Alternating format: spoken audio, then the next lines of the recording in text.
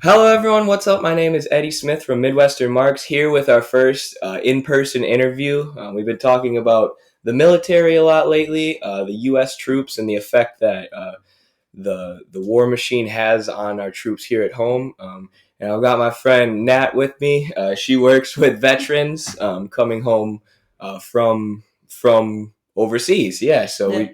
we just wanted to talk. I just wanted to talk to you and have you share your expertise on that and some of your experience. So, what exactly do you do with the vets?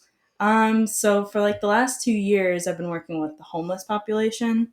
So in the beginning, what I was doing was just all of the intakes for a homeless veteran program. So we would get a veteran who's experiencing homelessness or about to become homeless. So like, about to be evicted, behind in rent.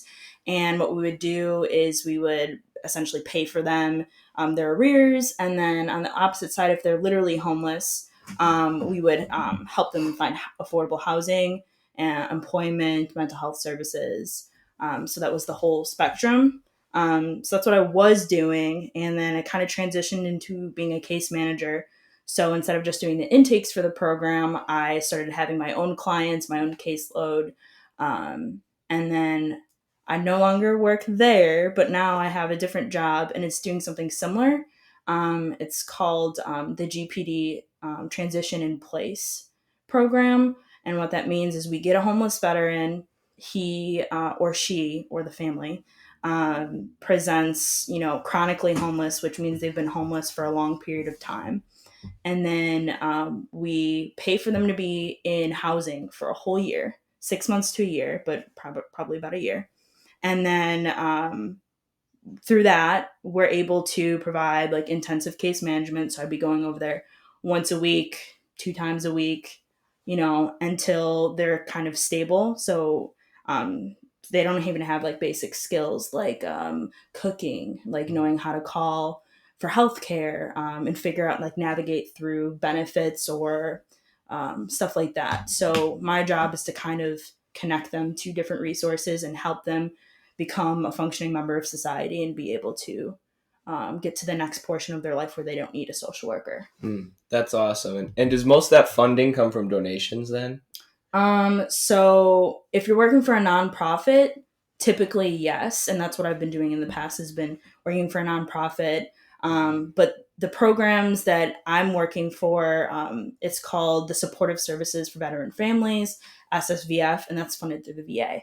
So the VA funds the program that I'm currently in, the TIP program, and it also funds the SSVF program, which is what I was in before. Huh? Yeah, me as like a politics guy, it just seems like one we these wars that we're in are unnecessary and they Yeah. seem to be for capitalist expansion. And then so one, our taxes as working people are paying for these wars, and then though that enormous military budget we have is not being used to take care of people when they're coming home, and then on top of that, we're asked to donate in order to help these people rather than why doesn't the government who sent them to war take care of them when they Yeah. come back? Why are they having to rely on the donations of philanthropists or whatever? So Mhm. I guess those are the macro level problems that I see, and you can talk more on that. But even like with your actual work, what are some of the problems that you experience or things that you would like to see changed?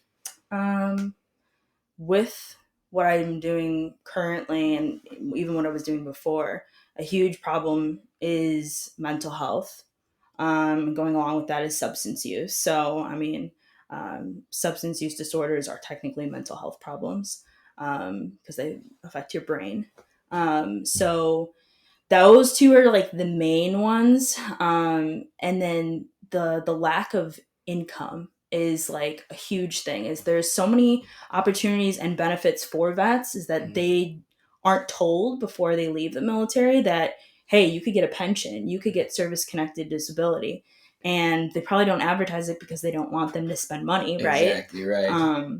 But I mean, those are the whole like the issues. I mean, like I've had so many vets that have been like homeless or about to become homeless, and they don't realize that they have had a bum knee for the last 10 years, and they don't realize that they could get money for that, Hmm. and they can get back pay from the day that they were injured or like, left the service. Mhm. And so it's really interesting seeing those big checks finally coming in once Right. they finally apply, and that's cool. Yeah, that is cool that you guys are hooking them up with that, and that's interesting that the infrastructure to take care of them might be there in some cases, but people aren't getting to it. They're not being told how to get to it. So, yeah, I mean, connecting that to politics, because that's what we talk about, and we don't talk about a lot of electoral politics, but obviously, just today we found out Joe Biden's going to be the president. So, these macro level issues we're talking about, obviously, we know Joe Biden's not going to end the wars, and he's not going to invest in, pass free healthcare or anything like that. But as far as like small scale changes, what are you hoping to see from President Biden, and maybe in comparison to the Cheeto man Trump? So one of the things he talked about in the debates was, if China does this, Russia does this, then we're not going to stand for that, and we're going to react. And that really scares me because I've just seen so many vets come back home and just be severely traumatized from Afghanistan and Iraq. Mm-hmm. And a war like with China and Russia would be detrimental. It would be like World War III. Right. So that's really scary. So I'm hoping that that's not something that ends up happening. But because Biden has the military background, I don't believe he a veteran, or I know his kids. His son, right? Kids, yeah. I think 2 of his sons. One died, and then the other one left. Yeah. So I'd hope having that like military family background, he would be pushing for more benefits for vets. Mm-hmm. I mean, whether that's more funding to the VA or more funding to nonprofits that help or give donations to nonprofits that help assist with veterans. That would be huge. I mean, one of the biggest issues with the VA system, I mean, it's crazy, but and it's gotten a lot better than what it used to be, is that it takes you a month, 2 months, 3 months to get into a mental health appointment.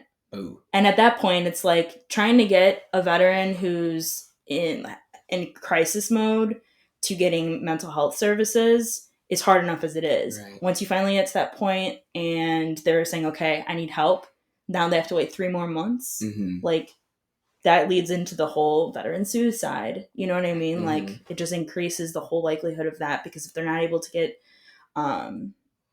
connected to the VA in a quick manner, then it's just going to get worse. Right. Yeah, I think you brought up a really good point. Like, people fail to realize the collateral damage of these wars, not only that we're doing overseas, but of the troops that are coming home. Like, you mentioned Iraq.